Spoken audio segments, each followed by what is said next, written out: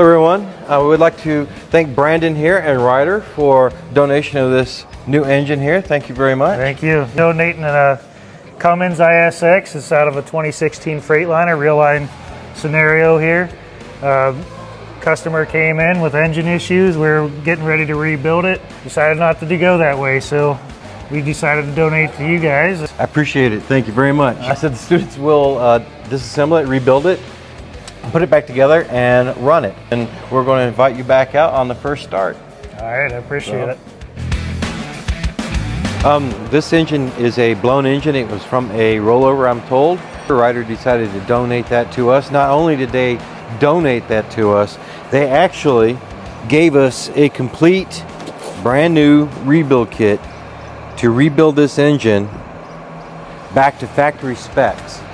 They're going to bring over a turbo for it, as well as a new flywheel. If an engine is running when it goes on its side, or it's on the side and you try to start it, the oil is moving around. The oil will find its way into different parts of the engine, and you can end up with a hydrolock, which will actually blow the engine.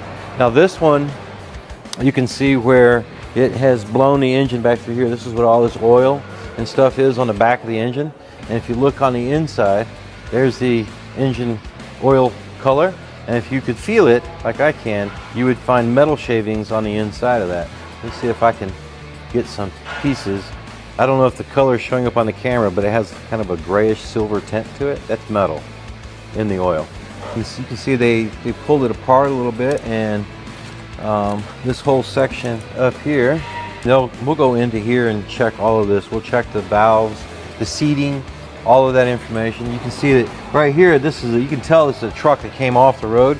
Now on the outside it has a lot of oil, and that's from the damage, but on the inside, this darker stuff that I'm scratching right here, that is actually heat from the engine while it was running. So by looking at this, you can automatically tell that the driver or whoever was running this thing was running it hot, hotter than they should have been, because it started to bake the oil. A little bit of baking or browning on the inside is normal, but not like that.